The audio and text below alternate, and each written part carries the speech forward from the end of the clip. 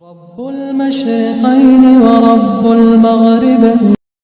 السلام علیکم ورحمۃ اللہ وبرکاتہ، نحمده ونصلی علی رسولہ الکریم، اما بعد فاعوذ باللہ من الشیطان الرجیم، بسم اللہ الرحمن الرحیم، رب اشرح لی صدری ویسر لی امری واحلل عقدۃ من لسانی یفقہوا قولی۔ بیماریاں دو طرح کی ہوتی ہیں، ایک روحانی اور ایک جسمانی۔ جہاں تک جسمانی بیماریوں کا تعلق ہے تو اللہ سبحانہ وتعالیٰ نے ان کے لیے زمین سے چیزیں پیدا کی جن میں انسان کے لیے شفا رکھی، اور جہاں تک روحانی بیماریوں کا تعلق ہے تو اللہ سبحانہ وتعالیٰ نے ان کی شفا کے لیے قرآن نازل کیا۔ بہرحال کوئی بیماری ایسی نہیں کہ جس کے لیے اللہ نے دوا نہ اتاری ہو۔ ابو ہریرہ رضی اللہ عنہ نبی کریم صلی اللہ علیہ وسلم سے روایت کرتے ہیں، آپ صلی اللہ علیہ وسلم نے فرمایا، اللہ نے کوئی ایسی بیماری نہیں اتاری جس کی دوا نہ اتاری ہو۔ ما انزل اللہ داء، یعنی اللہ نے جو بھی کوئی بیماری پیدا کی ہے اس کے لیے شفا کا سبب بھی پیدا کیا ہے، یعنی جسمانی بیماریوں کے لیے بھی اور روحانی بیماریوں کے لیے بھی، یعنی کوئی بھی بیماری ایسی نہیں۔ ما انزل اللہ داء الا انزل له شفاء، مگر یہ کہ اس کی شفا بھی رکھی ہے اللہ نے۔ تو چونکہ اللہ سبحانہ وتعالی نے آسمانی اسباب کے ذریعے بیماری کی شفا کو پیدا کیا تو اس کے لیے اتارنے کا لفظ آیا ہے، انزلہ، اتارا۔ انزال کے کئی ایک معنی علماء نے یہاں پر کیے ہیں۔ ایک قول یہ ہے کہ اس کے اتارنے سے مراد یہ ہے کہ اللہ نے اپنے بندوں کو اس کے متعلق آگاہ کیا ہے، یعنی خبردار کیا ہے، بتایا ہے۔ ایک اور قول یہ ہے کہ رسول اللہ صلی اللہ علیہ وسلم نے ہر بیماری اور اس کے علاج کے متعلق عمومی طور پر خبر دی ہے، یعنی بیماری بھی ہے، اس کی بھی خبر دی، اور علاج بھی ہے۔ ایک قول یہ بھی ہے کہ ان دونوں کے اتارنے سے مراد ان کو پیدا کرنا ہے اور ان کا زمین میں رکھ دینا ہے، یعنی جیسا کہ حدیث میں اس خبر کی طرف اشارہ ہے کہ اللہ نے جو بیماری رکھی اس کے لیے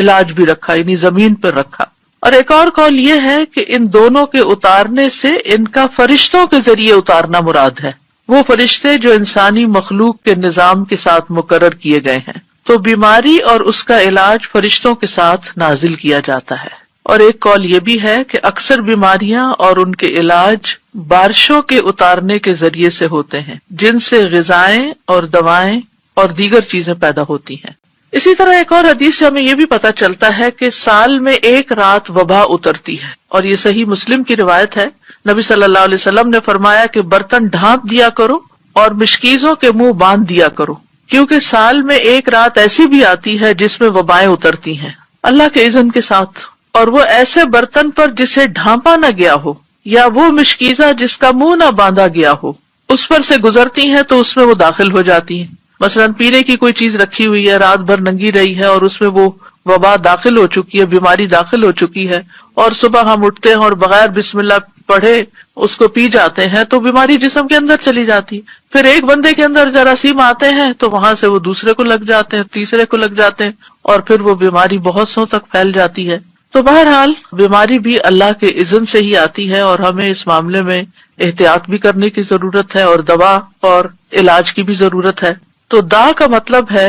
حسی بیماری، اور جسمانی بیماری اور روحانی بیماری، یعنی بیماریاں دونوں طرح کی ہوتی ہیں، اور دونوں طرح کی بیماریوں کے لیے علاج کرانا ضروری ہے۔ اسی طرح یہ ہے کہ انسان کا دل بھی بیمار ہوتا ہے، یعنی جو روحانی بیماریاں ہیں یا قلبی بیماریاں ہیں ان میں انسان کا دل بھی بیمار ہوتا ہے، اور دل کی بیماری دل کا ٹیڑھا ہونا ہے، اور اس کو اللہ کے دین کی طرف لانا ہی اس کو معتدل کرنا ہے اور اس کا علاج ہے۔ تو دلوں کا علاج اللہ کی کتاب اور اس کے رسول صلی اللہ علیہ وسلم کی سنت کی طرف لوٹنا ہے، جیسا کہ اللہ عز و جل کا فرمان ہے، یا ایھا الناس قد جاءتکم موعظۃ من ربکم وشفاء لما فی الصدور وہدی ورحمۃ للمؤمنین، اے لوگو بے شک تمہارے پاس تمہارے رب کی طرف سے عظیم نصیحت اور اس کے لیے سراسر شفا جو سینوں میں ہے، یعنی سینوں میں دل ہے اور دل کے اندر جو بھی تکلیف ہے، اور ایمان والوں کے لیے سراسر ہدایت اور رحمت آئی ہے۔ تو اس لیے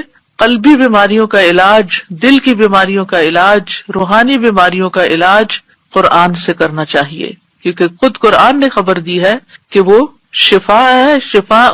لما فی الصدور، جو سینوں کے اندر ہے۔ اور اللہ عز و جل کی کتاب سے زیادہ افضل کوئی چیز نہیں کہ جس کے ساتھ انسان اپنے دل کا علاج کر سکے۔ لیکن اس کے لیے ضروری ہے کہ اخلاص کے ساتھ اس کی قرات کرے، اس کو پڑھے، اس میں غور و فکر کرے۔ نبی صلی اللہ علیہ وسلم نے فرمایا، اللہ کے بندو علاج کیا کرو، کیونکہ اللہ عز و جل نے جو بیماری بھی اتاری ہے اس کے ساتھ اس کی شفا بھی نازل کی ہے، سوائے موت اور بڑھاپے کے۔ موت کا کوئی علاج نہیں اور بڑھاپے کا کوئی علاج نہیں، کیونکہ اس میں انسان کی اعضاء کمزور ہو چکے ہوتے ہیں، تو کوئی چیز ان کے اندر پھر سے جوانی بھر نہیں سکتی۔ لیکن اس میں بھی انسان کو حد البسا ساتھ ساتھ اپنی کمزوریوں اور بیماریوں کا علاج کرتے رہنا چاہیے، اور اس میں انسان کو مایوس نہیں ہونا چاہیے۔ اسی طرح ایک اور حدیث سے ہمیں پتہ چلتا ہے، مسند احمد کی حدیث ہے، رسول اللہ صلی اللہ علیہ وسلم نے فرمایا، بے شک اللہ عز و جل نے جب بیماری کو پیدا کیا تو اس کا علاج بھی پیدا کیا، بس اس لیے علاج کیا کرو۔ تو گویا اللہ تعالیٰ کا یہ حکم ماننا جو ہے، رسول اللہ صلی اللہ علیہ وسلم کے ان الفاظ پر یقین رکھتے ہوئے علاج کروانا جو ہے، چاہے وہ تکلیف دہ ہو لیکن اس کو بھی انسان عبادت سمجھے، یعنی علاج کرانے کو بھی عبادت سمجھے کہ میں اللہ اور اس کے رسول کا حکم مان رہا ہوں، انہوں نے ہی کہا ہے کہ علاج کراؤ تو میں علاج کروا رہا ہوں۔ اب اس علاج میں جب اس کا کچھ مال خرچ ہوتا ہے یا وہ علاج کی تکلیف سے گزرتا ہے، کیونکہ بعض علاج جو ہیں وہ سرجری ہوتے ہیں، بعض علاج جو ہے وہ پینفل پروسیس سے گزرتا ہے انسان اس میں، تو وہ بھی سراسر انسان کے لیے عبادت اور اجر کا باعث بن جاتے ہیں۔ اسامہ بن شریک کہتے ہیں، میں نبی صلی اللہ علیہ وسلم کی خدمت میں پہنچا تو دیکھا کہ آپ کے صحابہ آپ کی مجلس میں ایسے بیٹھے تھے گویا ان کے سروں پر پرندے ہوں، یعنی بہت باادب اور پرسکون طریقے سے۔ چنانچہ میں نے سلام کیا اور بیٹھ گیا۔ ادھر ادھر سے بدوی لوگ آئے، بدو جو دیہاتوں میں رہنے والے تھے، اور انہوں نے پوچھا، اللہ کے رسول کیا ہم علاج کر لیا کریں، یعنی کوئی بیماری ہو تو علاج کریں؟ آپ نے فرمایا، دوا استعمال کیا کرو، بلا شبہ اللہ عز و جل نے کوئی بیماری پیدا نہیں کی مگر اس کی دوا بھی پیدا کی ہے۔ علاج کروانے کے کچھ اصول ہمارے دین نے ہمیں بتائے ہیں۔ نمبر 1 یہ کہ اللہ کو شافی مانا جائے، یعنی یہ یقین رکھا جائے کہ اللہ ہی شفا دیتا ہے۔ سورۃ الشعراء میں آتا ہے، وَإِذَا مَرِضْتُ فَهُوَ يَشْفِينِ، اور جب میں بیمار ہوتا ہوں تو وہی مجھے شفا دیتا ہے۔ شفا اللہ ہی کے ہاتھ میں ہے۔ حضرت عائشہ کہتی ہیں کہ رسول اللہ صلی اللہ علیہ وسلم دم کیا کرتے تھے اور یہ دعا پڑھتے تھے، امسح البأس رب الناس بیدک الشفاء لا یکشف الکرب الا انت، اے لوگوں کے رب تکلیف کو دور کر دے، شفا تو تیرے ہی ہاتھ میں ہے، تیرے سوا اس کو دور کرنے والا اور کوئی نہیں۔ پھر اسی طرح ایک روایت میں آتا ہے کہ اللہ ہی طبیب ہے۔ ابو رمثا سے مروی ہے، وہ کہتے ہیں کہ میرے والد نے رسول اللہ صلی اللہ علیہ وسلم سے عرض کیا کہ مجھے آپ اپنی وہ چیز دکھائیں جو آپ کی پشت پر ہے، یعنی وہ جو مہر نبوت تھی،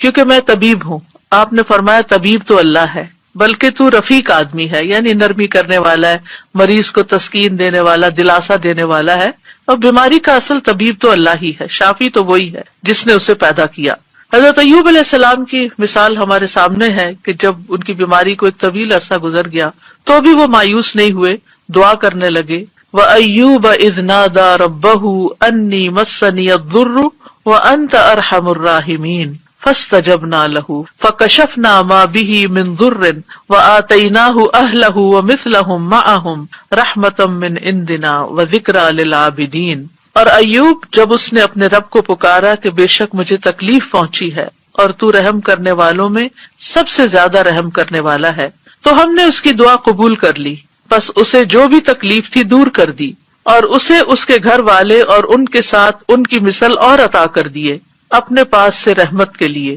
اور ان لوگوں کی یاد دہانی کے لیے جو عبادت کرنے والے ہیں۔ تو یہاں پر وہ کہتے ہیں، وَأَنْتَ أَرْحَمُ الرَّاحِمِينَ، اللہ آپ ہی سب سے بڑھ کر رحم کرنے والے ہیں۔ تو ہم نے ان کی دعا سن لی اور ان کی تکلیف دور کر دی۔ دوسری چیز یہ ہے کہ اللہ کی کتاب سے علاج کرنا چاہیے۔ سورۃ بنی اسرائیل میں آتا ہے، وَنُنَزِّلُ مِنَ الْقُرْآنِ مَا هُوَ شِفَاءٌ وَرَحْمَةٌ لِّلْمُؤْمِنِينَ، اور ہم قرآن کے ذریعے سے وہ چیز نازل کرتے ہیں جو مومنوں کے لیے شفا اور رحمت ہے۔ حضرت عائشہ سے مروی ہے کہ رسول اللہ صلی اللہ علیہ وسلم ایک مرتبہ ان کے پاس تشریف لائے تو ایک عورت عائشہ رضی اللہ عنہا کا علاج کر رہی تھی یا آپ کو دم کر رہی تھی، تو آپ نے فرمایا کتاب اللہ کے ساتھ اس کا علاج کرو، یعنی قرآن کے ساتھ کرو، رقیہ کرو اس کو۔